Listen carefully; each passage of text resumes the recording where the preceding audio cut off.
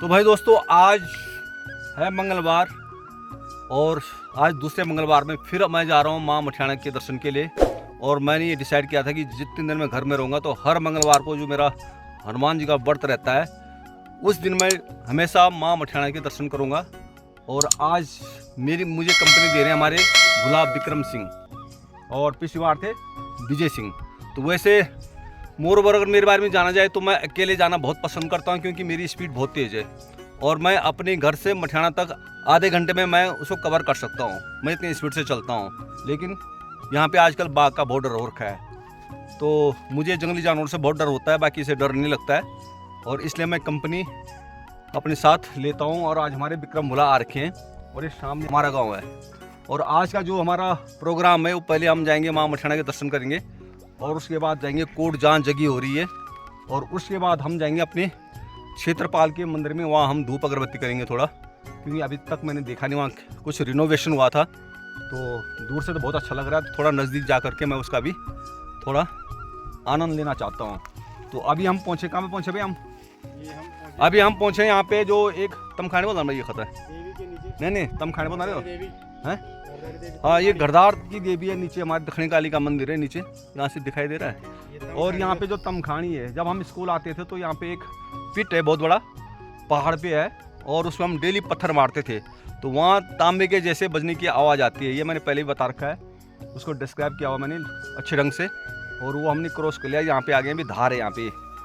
और अब जा रहे हम पैदल सीधा मठियाना खाल पहुँचने वाले हैं। वहाँ पे थोड़ा चाय चुई पियेंगे और फिर थोड़ा पूजा का सामान लेंगे और जाएंगे मठियाना देवी के पास दर्शन करके फिर वापस आएंगे।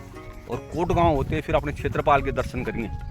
और शाम को जो हमने एक हनुमान जी का जो झंडा है उसको हमने स्थापना करी झंडे की। और आगे भविष्य में थोड़ा वहाँ पे एक छोटा सा मंदिर जो हमारी यथाशक्ति जो होगी और जो लोग उसमें शामिल होंगे सब मिल करके एक मंदिर का निर्माण करेंगे, ताकि आने जाने, क्योंकि एक हनुमान जी कलयुग के भगवान है और उनके आगे कोई बाकी कोई देवता नहीं है, कोई भूत पिशाच नहीं है। कि बहुत सारे इंसिडेंट हो गए हैं, लोग बच्चे जो जब वहाँ से आते हैं तो ऐसे कुछ इंसिडेंट हुए हैं कि भाई कोई किसी पे भूत लग गया, किसी पे कुछ लग गया, तो लोग परेशान काफ़ी हैं। तो मेरा मानना है कि जहाँ हनुमान जी हैं वहाँ कोई भी भूत पिशाच आ ही नहीं सकता है। तो मन की भावना है और बाकी कुछ आगे नहीं बोल सकता मैं, लेकिन जो हनुमान जी को मानते हैं वो उनकी शक्ति को जानते हैं और मानना भी चाहिए। तो वहाँ पे आज शाम को मैं एक टाइल मंगाई मैंने हनुमान जी की, जो उसमें एक पिक्चर है, फ़ोटो है, उसको स्थापित करेंगे और शाम को फिर अपनी व्रत को पूजूंगा मैं। ये जो बहुत सारे पत्थर यहाँ पे जो बड़ी बड़ी चट्टानें खिसकी हुई हैं यहाँ पे आ रखे हैं। और ये उल्का पिंड बोलते हैं भाई इनको, ये उल्का पिंड टूट के आ रखे हैं। जो पहाड़ है ना, ये पत्थर है, ये ऊपर प्लेनेट से जो हमारे आकाश क्षुद्र ग्रह हैं वहाँ से टूट के आ रखे हैं। ये पत्थर हर जगह से उठा के ले गया ना, नहीं वो बात अलग है, लेकिन कहाँ से ये पत्थर आए हैं ये कहते हैं ये उल्का पिंड है, ये सब गिरे हुए हैं। ठीक है, तो समय हो सकता है यहाँ पे जीवन ना रहा हो, है ना, तो तब ये टूटे हैं। तो मौसम की अगर बात की जाए तो कोई डिस्क्राइब नहीं कर सकता हूँ, इतना अच्छा मौसम, इतना अच्छा नेचर है। और मेरा मन तो कहता है कि यहाँ पेड़ों के नीचे बैठ कर के मैं थोड़ा स्टडी करता रहूँ, किताब पढ़ता रहूँ या अपना गिटार बजाता रहूँ, तो मुझे बड़ा आनंद आता है नेचर में रहना। तो मैं बहुत बड़ा सौभाग्यशाली समझता हूँ कि आज मैं इस नेचर के बीच में हूँ। और थोड़ा ये नहीं बोल सकता हूँ कि थोड़ा जो मेरी रिस्पॉन्सिबिलिटीज़ थी उनको हट करके, उनको दूर अलग रख करके मैं थोड़ा इस नेचर का आनंद उठाता हूँ। तो अगर मैं आपको दिखाऊँ, देखो कितने बड़े पत्थर हैं, जगह जगह पत्थर, और ऊपर ये बुरांस, बांज और काफल और किसी से पेड़ है। हाँ यार, बहुत सारे जो ऐसे पेड़ हैं जो कि दिन रात ऑक्सीजन देते हैं। ये तो यहाँ पे ऑक्सीजन भरपूर है, इसलिए लोग यहाँ बीमार बहुत कम होते हैं। जो बीमार होते भी हैं वो अपनी गलत रूटीन की वजह से होते हैं। उनका जो डेली लाइफ है और जो भी है, अगर डेली रूटीन को मेंटेन रखें तो कोई बीमार हो ही नहीं सकता है। पहले के लोग बीमार नहीं होते थे, हाँ थोड़ा जोर तक थोड़ी गंदगी होती थी, उस टाइम पे लोग इतने जागरूक नहीं थे और उस वजह से गांव में हैजा होती थी। उसके अलावा कोई बीमारी नहीं होती थी, जो भी बीमारी होती थी गंदगी की वजह से होती थी भाई। तो अभी लोग काफ़ी जागरूक हो गए हैं, घर घर में टॉयलेट है और चारों नेचर में बहुत आनंद है। यहाँ देखो आप देख सकते हैं पेड़ों के बीच में हम जा रहे हैं और बाहर धूप लगी है, अंदर छाया, बहुत ठंडी हवा चल रही है। तो थोड़ा माइंड सेट की बात है हम कैसे इस नेचर को लेते हैं। तो कई लोगों को पहाड़ बहुत डिफ़िकल्ट लगता है, बट मुझे तो बहुत अच्छा लगता है और काम भी मैं बहुत करता हूँ, घर में हो कहीं भी हो, मतलब फिजिकल वर्क बहुत करता हूँ। और बाकी चलने में तो आधे घंटे का मैंने टाइम बता दिया, घर से लेकर मठियाना देवी तक आधे घंटे में पहुँच सकता हूँ मैं। तो मिलते हैं आपको अभी मठियाना देवी के मंदिर में।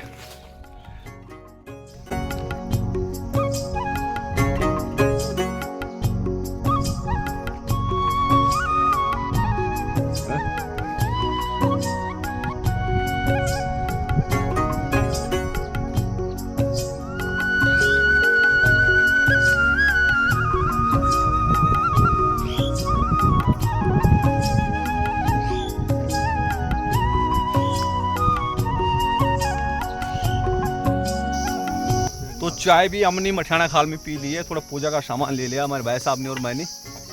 और अब चढ़ाई चढ़ रहे हैं, थोड़ी चढ़ाई यहाँ पर से ज़्यादा नहीं है, लेकिन इजी चढ़ाई है क्योंकि सीढ़ियाँ बनी हुई जाने के लिए प्रॉपर। और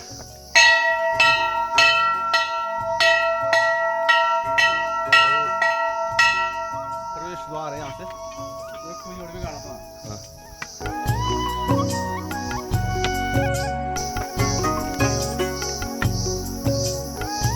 बाकी लोग जो लेडीज़ लोग हैं वो खेतों में काम कर रही हैं।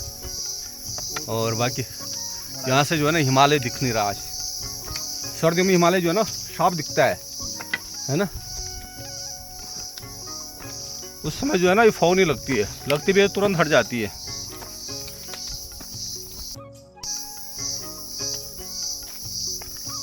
तो भाई दोस्तों देखो सारी खेतें जो है ना बंजर पड़ी हुई हैं और ये मठियाना खाल और मठियाना देवी के मंदिर के बीच का एरिया है। और ये किसी ज़माने में फ्रूट बेल्ट इसको माना जाता था। यहाँ बहुत सारे अखरोट, सेब, नाशपाती और क्या पोलम खुबानी सब होती थी यहाँ। लेकिन सारे लोग बाहर बस गए हैं और सब ने छोड़ दिया और आज ये खेत बंजर पड़ी हुई हैं। लेकिन ये दावे के साथ बोलता हूँ कि जिस दिन यहाँ रोड आ जाएगी, क्योंकि अभी ट्रांसपोर्ट का कन्वेंस का आना जाना बहुत मुश्किल है, कन्वेंस की दिक्कत है। लेकिन जब यहाँ पे कन्वेंस शुरू हो जाएगा, यानी जो रोड यहाँ तक पहुँच जाएगी, तो लोग सारे यहाँ बसेंगे। और देख सकते हैं यहाँ नेचर भी देख सकते हो, और जो ज़मीन है और जगह बहुत मजबूत है। और माँ जो मठियाना देवी का जो मंदिर है उसके नज़दीक की ज़मीन है ये। तो बहुत ही आगे आने वाले टाइम पे ये यहाँ सोने के भाव की ज़मीन होगी। लेकिन अभी जैसे गवर्नमेंट ने भू कानून जो है पास कर दिया है, बाहर के लोग तो नहीं बस पाएंगे, लेकिन जो अपने लोग जो बाहर हैं उनके लिए रोज़गार का अच्छा साधन है जो कर सकता है। तो हाँ ये देखो, ये अखरोट का पेड़ आज का नहीं है। जब हम बिल्कुल छोटे बचपन में 5-6 साल के हुआ करते थे तो हमारा मकान था यहाँ, पता है, सिलगांव में है। हाँ, और नींबू ये पूरी बेल्ट फ्रूट की है, पता है। और ये है काफल का पेड़ और सामने पोलम का पेड़। यहाँ पूरी फ्रूट बेल्ट है। ये ठंडा एरिया है और सर्दियों में यहाँ बर्फ़ पड़ती है और गर्मियों में बड़ा यहाँ जो है ना बहुत अच्छा मौसम रहता है। तो हाँ बना रहे हैं लोग, धीरे धीरे लोग आ रहे हैं वापस आ रहे हैं पहाड़ों में। पहाड़ों की जो वैल्यू है उसको समझ रहे हैं। और देखो, और नीचे जो ज़मीन सारी बंजर पड़ी हुई है, ये सारी ज़मीन बंजर पड़ी हुई है। देखो दोस्तों, पुराने लोगों ने कितनी मेहनत से खेत बनाए हैं, कितने कितने बड़े पत्थर लगा कर खेत बनाए उन्होंने। देखो, तो पहाड़ों की जो खेत होती है वो सीढ़ी नुमा होती हैं। जो खेतें होते हैं सीढ़ी नुमा ही खेत बना सकते हो आप, क्योंकि प्लेन के जैसे जो है यानी कि बिल्कुल ज़मीन इवन है। यहाँ पर सारी उबड़ खाबड़ और फिर पत्थरों से जो है सीढ़ी जैसे बना करके खेत बनाए जाते हैं। देखो, और बड़े बड़े खेत हैं, लेकिन आज ये सारे बंजर पड़े हुए हैं। और जैसे मैंने बताया फ्रूट बेल्ट है, यहाँ फ्रूट बहुत अच्छा हो सकता है। यहाँ पर अखरोट हो गया, सेब हो गया और नाशपाती, जो भी है जितने भी फ्रूट हैं सब हो सकते हैं यहाँ। लेकिन थोड़ा लोग अभी सब छोड़ के चले गए, तो शहरों में बस गए। लेकिन अब धीरे धीरे लोग आ रहे हैं वापस, जैसे लोग शिक्षित हो रहे हैं, जागरूक हो रहे हैं, और जिनका माइंड सेट ये हो रहा है कि पहाड़ों में नेचर है, शुद्ध हवा है, ऑक्सीजन यहाँ, अगर दिन में तो ऑक्सीजन है ही, लेकिन यहाँ पे कुछ पेड़ ऐसे भी हैं जो रात को भी ऑक्सीजन देते हैं, तो ऑक्सीजन की कमी नहीं है, बिल्कुल नहीं, भरपूर है, इसलिए बीमार होने का कोई चांस नहीं। देखो चारों तरफ, और ये सीढ़ियाँ जो लगी हुई माँ के दरबार में जाने के लिए। तो हमारा बुल्ला जो है भी चलते चलते मोबाइल देख रहा है, लेकिन उसको पता नहीं चल रहा मैं कहाँ कितनी दूर पहुँच गया हूँ। चल बुल्ला चल, तेरे को आगे इसलिए लगा फटाफट चल।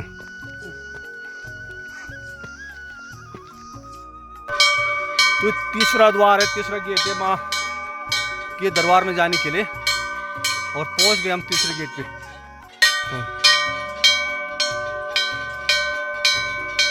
चल बोला, चलते हैं आगे को। तो दोस्तों ये है चौथा द्वार, माँ के दरबार का एक चौथा द्वार है, और उसके बाद एक द्वार और है, फिर माँ के मंदिर का प्रांगण शुरू हो जाता है। तो अभी हमारे छोटे भाई विक्रम सिंह आ रहे हैं, और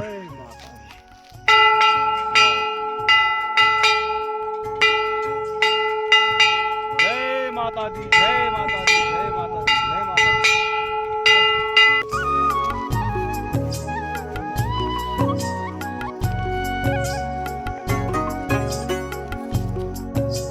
तो ये है पांचवा गेट।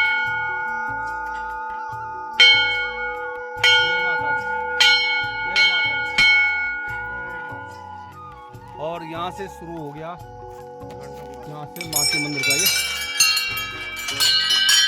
जय माता दी।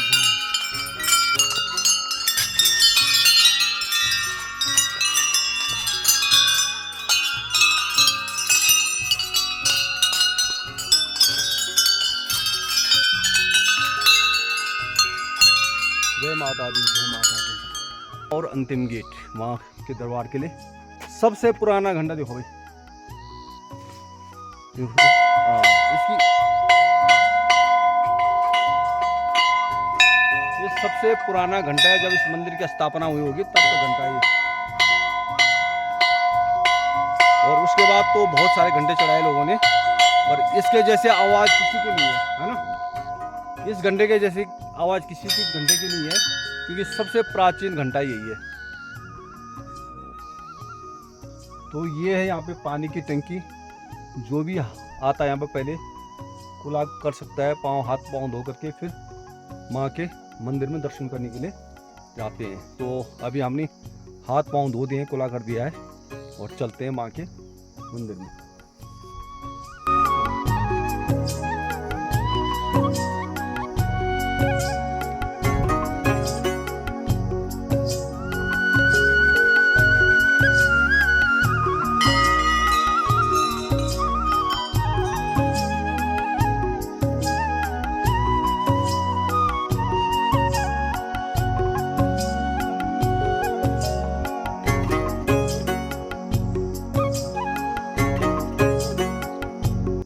अब हमने दोनों भाइयों ने दर्शन कर लिए हैं, जहाँ जहाँ पे धूप अगरबत्ती जलानी है वो जला दिए हैं, सबके दर्शन हो गए हैं।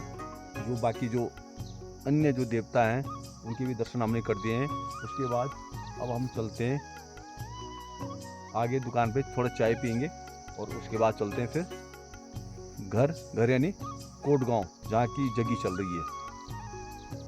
तो भाई गांव के समस्त लोगों के अंशदान से और हमारे भरोतिया जी के अथक प्रयास से ये जो हमारे इष्ट देवता क्षेत्रपाल का जो प्रांगण है, मंदिर का जो प्रांगण है, उसका रिनोवेशन किया गया है, और बहुत ही अच्छे ढंग से कार्य हुआ इसमें। और जो पहले यहाँ पे काफ़ी उबड़ खाबड़ था, सभी बिल्कुल सही हो गया है। और आप देख सकते हैं अच्छा इन्होंने डेकोरेट भी कर दिया, पूरी घंटियाँ जो है टांग दी यहाँ पे, काम बहुत अच्छा हुआ है देखो। और हमने धूप अगरबत्ती कर दी है यहाँ पे, और जैसे कि मंदिर का जो गेट है वो तो परमानेंट बंद रहता है, लेकिन बाहर से अभी हमने धूप बत्ती जला दी है मैंने और हमारे विक्रम बोला ने। तो अब चलते हैं हम थोड़ा नागरजा के मंदिर में, जो नागरजा देवता है वहाँ पे भी एक धूप जलाएंगे और फिर चलते हैं घर की ओर। और जहाँ हम गए थे, जहाँ जग्गी है कोट गाँव में, वहाँ से अभी हम होके आ गए हैं। वहाँ पे जो अच्छा अरेंजमेंट किया हुआ है, चाय पानी, काफ़ी लोग, अच्छी सर्विस है मतलब, है ना।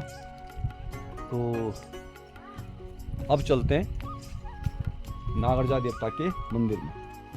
तो ये है भाई हमारे नागराजा देवता का मंदिर, और शॉर्ट में हम नागराजा क्या बोलते हैं, नागराजा बोलते हैं, और हम लोकल भाषा में इसको नागराजा कहते हैं, लेकिन वैसे नागराजा है। नागराजा जो है कृष्ण भगवान का रूप है, और अंदर एक छड़ी होती है, और वहाँ पे धूप जला दिया हमने। तो ये जो घंटियाँ हैं इनके अंदर ततिया हैं, तो थैंक गॉड अब भाई का हाथ नहीं काटा इसने, तो घंटी बजाई थी तो ततिया सडनली बाहर निकल गई हैं, वो देखो। तो अभी डर लग रहा है वहाँ जाने के लिए, लेकिन मैंने धूप जला के रख दी है। तो एक बार फिर जय नागराजा देवता। तो अब चलते हम घर को, ठीक है जी। और देखो भाई, ये पहली बार जो है वो उत्तराखंड के जंगलों में आग लगी है हमारे यहाँ, और बहुत ही भयानक आग लगी है, धुएं की लपटें आ रहे हैं।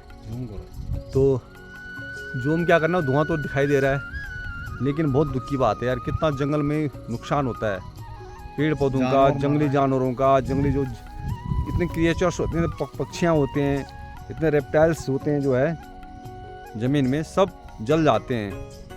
तो वो लोग जो ऐसे काम करते हैं यार, उसको बहुत बड़ी सज़ा मिलनी चाहिए ना, चाहे वो कानूनन सज़ा हो, चाहे वो जो है भगवान की तरफ से हो, लेकिन ज़रूर सज़ा मिलनी चाहिए जो ऐसे कृत्य करते हैं। पूरे जंगल में वो जो आग है ना, उसको बुझाना भी बहुत ही असंभव है यहाँ पे। तो जब आग लग जाती है, और वो ये आग जो है ना, लगता है हमारे जंगल तक आएगी। हाँ भाई, अभी वो नौली का जंगल है, उस जंगल से वो धीरे धीरे आग हमारी तरफ आ रही है, तो अभी बुझाना भी इसको असंभव है। तो इस बार आग नहीं लगी थी, लेकिन अब लगी आग। अब बारिश होगी आज, थैंक गॉड बारिश हो जानी चाहिए, तो बारिश होगी तो आग बुझ जाएगी, अदरवाइज ये आग बहुत फैलेगी। तो अब हम चलते हैं नीचे भाई की दुकान, भतीजे की दुकान पे, और थोड़ा गाड़ी है मेरी, उसको सीधी लगाऊंगा मैं थोड़ा सफाई करके, और तब चलते हैं घर। तो जो हमारे भुला जी वो चले जाएंगे अपने घर, तो हम कल मिलेंगे, ठीक है भाई जी। तो पुनः जय नागराजा देवता की, जय हमारे इष्ट देवता क्षेत्रपाल की, और जय माता मठियाना की, और जय दक्षिण काली भगवती की। तो दोस्तों अभी लगी हुई है बारिश झमाझम, और जो जंगल में आग लगी थी वो बुझ चुकी है, क्योंकि बारिश काफ़ी तेज़ हुई है। तो जो कुछ नुकसान हुआ है, काफ़ी नुकसान हुआ वैसे आग लगने से, लेकिन अभी आग बुझ चुकी है, और हमारे उत्तराखंड में अभी बहुत ही तेज़ बारिश हो रही है। और इस बारिश की वजह से इस गर्मी में ठंड बढ़ गई, और ठंड की वजह से मैंने जैकेट पहन ली है। तो ऐसा कुछ है अभी हमारे उत्तराखंड का मौसम, और मौसम तो बहुत ही सुहाना है, बिल्कुल गर्मी नहीं है, सर्दी का अनुभव हो रहा है। जहाँ आजकल लोग गर्मी में पसीने से तरबतर हो रखे हैं, वहाँ आज हम उत्तराखंड में जो है सुकून की सांस ले रहे हैं, सुकून की लाइफ जी रहे हैं।